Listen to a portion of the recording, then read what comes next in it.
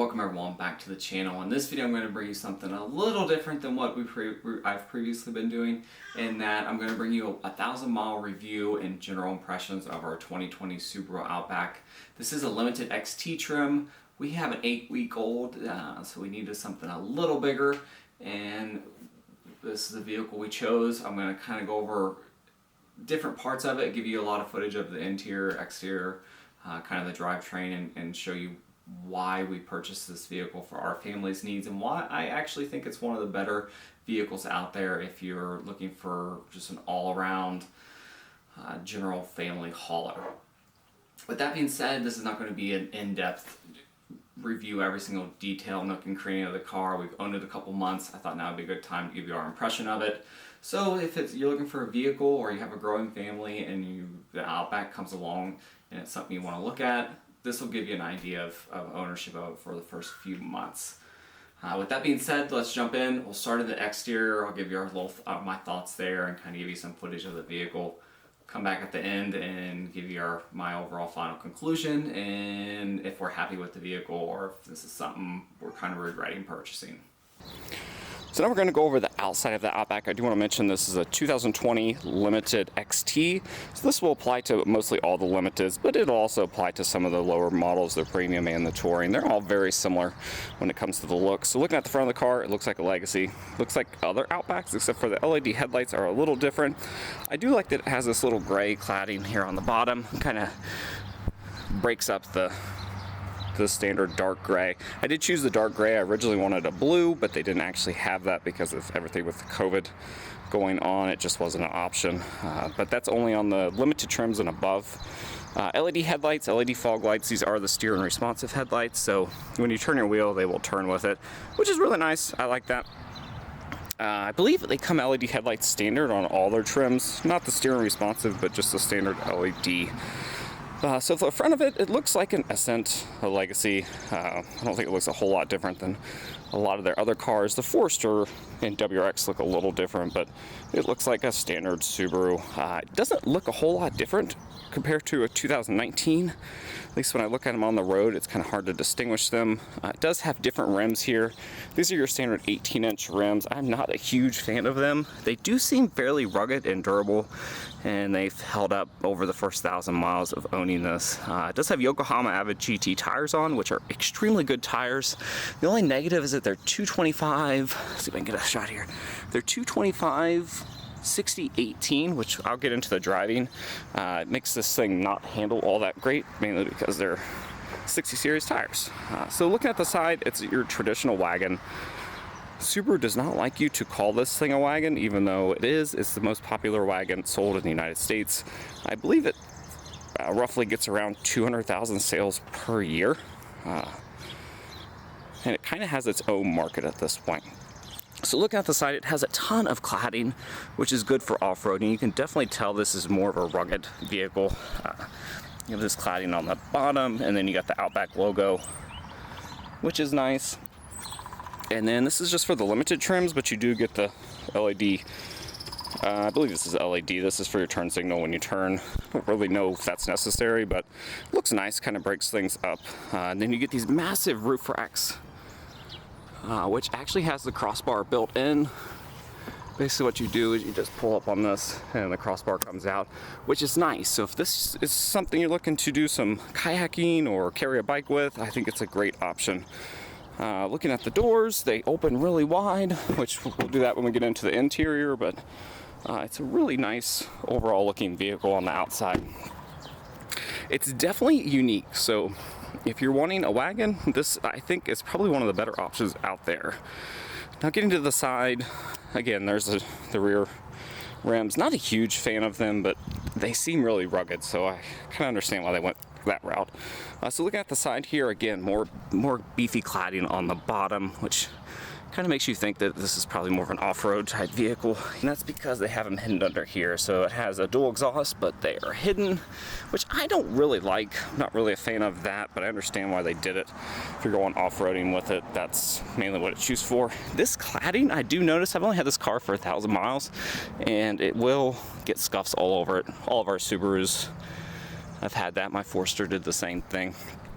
So these are LED rear lights, tail lights. I kind of like the claw shape. I know it's kind of hit or miss for some people, but I actually really like it.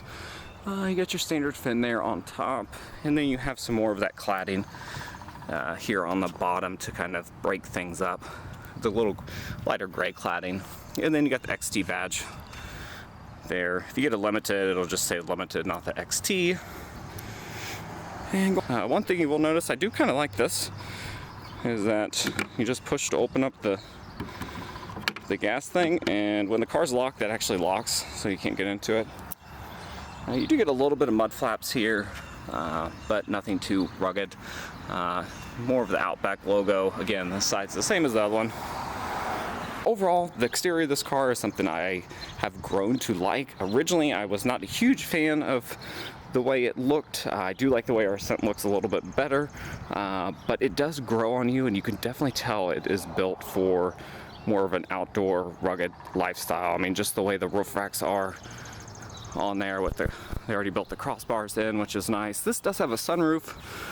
It does not have a panoramic one. They don't make that on these. Not really sure why, but they don't. But with all this cladding, it has that 8.7 inches of ground clearance, which is standard on all of the Subarus besides the WRX Legacy and Impreza. But that's it, guys. Overall, I'm really happy with the way that it looks. Again, I would have liked the blue color, but that wasn't an option. But it's nice. So getting into some of the drivetrain, kind of what I like, don't like about it. This is the XT version, which comes with the 2.4 liter turbocharged 4-cylinder. This is the main reason why I bought this over a Forester, is that it does have this motor option. This motor originally debuted in the Ascent, which again my wife has, so we were familiar with it. 260 horsepower, 270 pound-feet of torque. It is a very peppy engine, especially for this type of vehicle. Easy to service. You got your filters up here at the top, which all Subarus have that. It's supposed to get 27 estimated gas mileage, 23 city, 27 highway. I've been getting around 22.5 currently over the first 1,000 miles, but I mainly drive city driving, and I only drive about 6 miles back and forth to work. And I feel like these get better gas mileage if you drive them further. And in warmer months, it just started getting warmer in here. I just felt like our Forester got better gas mileage when it was warmer. But overall, good engine, unleaded fuel, very peppy, feels really refined. It does have a standard CVT transmission, which is love or hate. It is Subaru's high torque, which is for the extra added horsepower and torque. I like it. It doesn't bother me. Again, I prefer a manual, but those are basically dead unless you get specific smaller sports cars. But that's it. I like it overall. The CVT's fine. I'll get in that with the driving impressions, but overall powertrain, this is the main reason why I got this car, was for this motor. So that's it. Happy with it. We again had it in our Ascent, so we knew what we were getting into. So after first 1,000 miles on this, I'll give you a quick overview and general thoughts on the interior.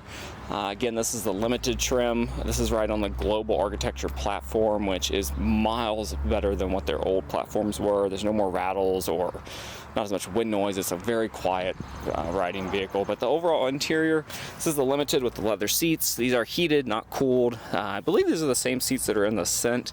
They're very well positioned, good ride height, soft. They seem pretty good quality. We don't have any issues with anything there. There's a leg pull out. This is nice for long road trips. We haven't taken any in this vehicle, but again, I'm pretty sure these are the same seats that are in the Ascent, so that's nice.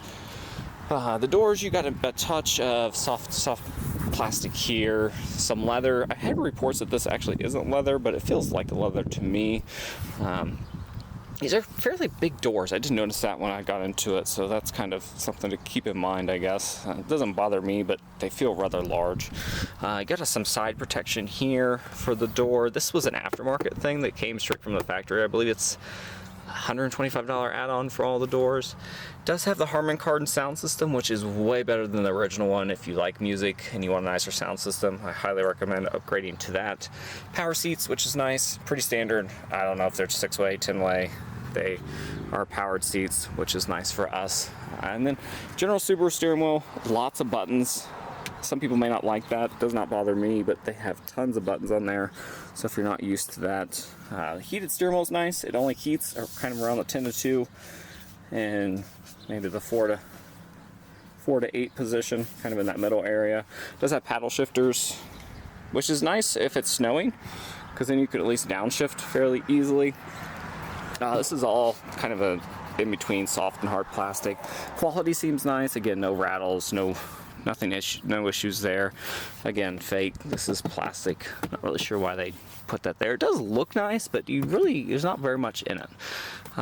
This is nice here because this is all soft, so when your knees bashing up against it, this is hard, but just have that soft cushion there. Really big cup holders. I like that. You can fit larger cups in here. No issues. This is leather. Very, very soft. I like that. And not a huge storage area. That may be one of my negatives. There's not a ton of storage in this area, even though it's a big vehicle. And here's your 11.6-inch display. I will put a video in now of what I think of that. So here's a quick shot of the gauge cluster. Nothing too special here. There's a small screen in the middle, and you've got your tachometer and your speedometer on the right. It is a little bit busy for a dash, I think. There's tons of different options you can scroll through here. It just seems like a very busy system, especially if you're not used to it. It doesn't bother me. I'm used to the car, but I could see how it would bother some people. It's white, so that's why I kind of shot it like this, so you could get an idea of what the color was. Now there's the big thing that is hit or miss for me, and that's I think it's the 11.6-inch tablet style screen.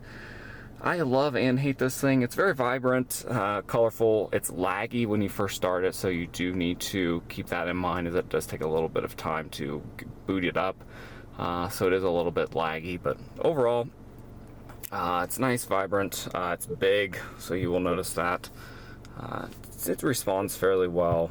Maps, radio, kind of give you an idea of, the response time. The one thing I do not like about this is that you do have to do basically the HVAC system controls are in here. So if you want to if you want to turn your heated seats on, you have to actually go in here and do it. There's no button like previously. You can adjust your temperature through actual physical dials, but besides that, you're basically stuck to going in here and changing it all there. Even if you want to turn your fans up, you actually have to press this teeny tiny button, which is hard to press, and it's actually fairly dangerous to do while you're driving. I do not know why they did that. I would have preferred a little bit smaller screen and then put a row of buttons at the bottom, something you can physically touch. Even if you want to change this, you have to go through and do all this stuff. It's just a very cumbersome system, in my opinion. Again, hit or miss. There's a ton of options, customizability here. It's up to your choice on which ones you want to leave it on, but you can basically do as little bit or as much as you want with this. It does have driver monitoring system. I turn it off. Again, I'm not going to review that. It basically watches your eyes, and if you're closing your eyes or nodding off, it will beep at you. I turn it off, leave it off. It does have auto start stop, which you have to turn off every single time you start the car. It's an awful system. I don't typically like it, so I usually just turn it off every time I start the car and just deal with it. There's no other way to leave it off permanently. You have to do it every time you start up the car. But overall, I'm pretty happy with the LCD. It's a little large for me, but that was my only choice. So you get used to it. Even with the HVAC being kind of goofy down there, you do get used to it. Physical knobs here, which is nice, and again, physical hazard button. So now that we're back, again, driver monitor system, I turn that off. I can't review that because I don't use it. Good storage here. You got your auxiliary jack and your 2 USBs. Your phone fits in there easily, or at least my iPhone 11 or 10, I don't even know, 10X Max fits in there fine. Electronic parking brake, I'm not a fan of, but that's where everything's going nowadays. Again, very soft seats, good positioning. Overall happy with that. It does have memory seats, which is nice. I've never had memory seats before, but when my wife gets in it, it is nice.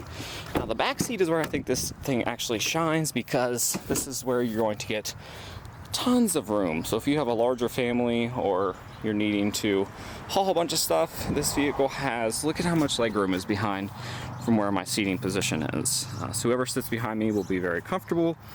I like that the seats recline, so you can recline them back a little bit, which isn't really nice for me, but for passengers that want to recline some, that's nice. Fits a car seat, which I'll talk about that the other side. We do like that it has these cup holders here. And this feels pretty sturdy. I've had vehicles before in the past where this felt a little flimsy. Feels very sturdy and solid. Do have vents here for the back passengers, which is nice. Heated seats and USB charging, which is always a plus. But yeah, the back seats are really where it's going to shine. I think the passengers in the back will be really comfortable. Doors, again, same as the front. They have a different texture, different patterns, which is nice. And now we get back to the rear. This is another area where I think is nice and it really shines, is that you have tons of room back here. We have a very large stroller, which I'll try to throw in here and get you guys an image of it, but it can haul a lot of stuff. Power seats are, they're not power, but one lever seats if you want to put your seats down. 60-40 split is nice, especially if you want to haul something like now, but you have a car seat over there. Car cover for the back, but it actually stores in here. You do not get a full-size spare tire. I think you have to get the Onyx edition for that, but that's nice that you can store that in there. And the subwoofers back here. The stereo system does have a decent amount of bass. Again, it's a well worth an upgrade if you're like music at all. But all this plastic, all this kind of weather mats are nice, especially the ones here on the back, carpet or anything. Nice little storage area here if you want to store stuff, but this is where it shines. This is a ton of room. Not as quite as tall as the Forester, but there's tons of room in there.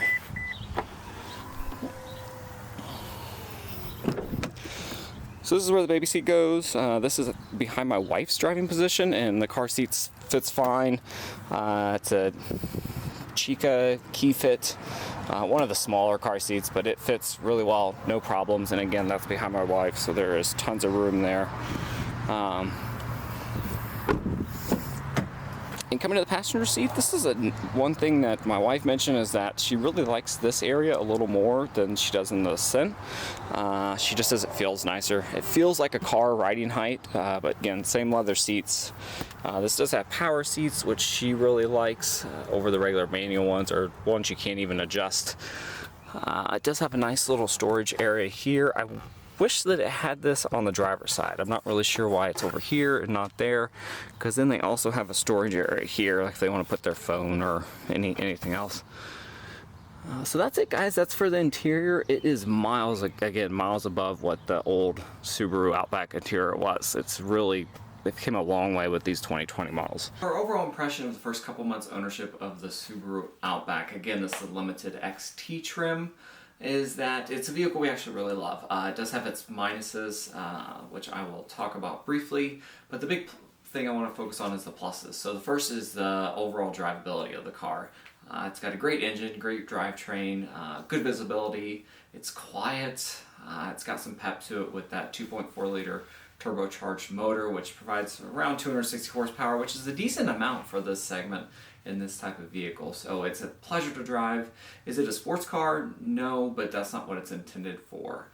The second big thing we love about it is the all-wheel drive, which again, we don't do a ton of off-roading, but we do we have a little bit more of an adventurous lifestyle, and we live in Ohio, so we do get a decent amount of snow at times each year. And I feel that Subarus, their all-wheel drive is a little bit better in the rain than some of the other models out there. Another thing we really love about it is its safety. It gets a Gold Star Plus safety rating, which is the highest you can get in a highway safety crash rating that they have. It feels well put together. It feels like if you hit something in it, you'll survive fairly easily. And it's on Subaru's new global architecture platform, which makes it more stiffer, safer. Generally, it's just an overall very safe, practical vehicle. Our other thing we really love about it is the size, the ability to be able to throw something on the roof rack. It already has the roof rails built in, so you can do that fairly easily. Has a ton of second passenger row and cargo area, so we could take us on vacation. It's really your all-around go-to family vehicle, in my opinion. One of the better ones out there, especially for the price point. Other thing we really like about it, I tend to like boxer engines. So it has a lower center of gravity. I like the way they sound. I like the way they drive. It has a lot of low-end torque, which is pretty typical for turbocharged Subaru vehicles. They have a lot of low-end torque, so you really feel the turbo kick in lower in the rev range without revving it out. Some neutral points, the infotainment system's very hit or miss. It's very slow to start up. Once it starts up and gets going, it's fairly simple. But I would have liked to rather see more what's like in the Scent or Forester when it comes to infotainment. I'm not a huge fan of the massive screen, the 11.6 inch. It's growing on me a little bit. But I don't understand why the HVAC controls have to be in there. Most of them, besides a few. Even to turn the fans up and down, you have to use the touch screen, which is clumsy and overall not very safe. That's something that I don't understand why they did that, but probably to put a larger tablet in there because that's what all the new modern cars are going with. Another neutral point is the driver monitor system. I don't use it. Again, I turn it off and leave it off, which generally it stays off all the time. I can see how some people may like it, but it's not something I even looked at, reviewed. I used it once, didn't care for it, so I just shut it off. So that's going to be another neutral point. Another thing I want to throw another neutral is gas mileage, and that's just because, again, this is a new car, first 1,000 miles. Typically cars don't get the best gas mileage until further along down their lifespan, especially the first couple thousand miles. I just feel that they don't get the best gas mileage. And I only drive 6 miles each way to work, and it's all back roads going 35 to 55, which doesn't allow this thing, I believe, to get the best fuel mileage out there. I think that, at least from what previous ownership of Subarus, is that they do better driving longer distances when the temperature and the motor oil can get a little warmer. I feel like they get better gas mileage. But currently I'm running 22.5 over the first 1,000 miles, which isn't great considering it's supposed to get 23 and 27. I believe, or maybe it's 23 and 30. Anyways, it's supposed to get more than what it is. It does take unleaded instead of having to buy like a premium 93 or 91 octane, so that's a plus. But so far it doesn't get the best gas mileage, but I'm going to see how that goes over the lifespan of the car, and maybe check back in 6 months and see what the gas mileage is at. So a few negatives, there's not very many. The first is going to be the auto start stop. It's not good. There's almost everybody that's reported on it says it's not good. And you can't disable it permanently. You have to, every time you start the car up, you have to go in and turn it off, which I think they should just have it to where you could disable it. I know it's there for an eco standpoint to try to help with fuel mileage and vehicle, but overall it's just not a very good overall system. I wish they could just have it to where you could turn it off all the time. So that's really it. Another somewhat negative, again, if you're buying this car for this, it's probably not for you. It does not do well handling around turns and things like that. That's probably for the 40 series tires, and they're only 225 width, so they're not very wide tires, so you're not going to get a lot of grip going around turns, so it's not going to be a WRX. It doesn't handle as good as our 2018 Forester did, which had bigger tires on it. I believe those were 230/45. I believe they were 245. They were a little bit wider tires, so it doesn't do the best handling wise. But again, this vehicle's not built for that. If you're looking for a WRX, get that. If you're looking for that type of performance, get something like an Acura RDX. If you want something that's going to really have good cornering performance, this is not that. This is a family wagon that has a little bit more horsepower than it probably needs. So that's it, guys. That's really all the negatives about it. We really love the vehicle. Again, we'll get more reviews and our thoughts as we go. I'm going to get a more professional long-term review. I don't have all my equipment here right now, so I just threw this one together. If you have any comments, questions, leave them below and I will answer what I can. I hope you guys have a good rest of the weekend, and I'll see you guys next time.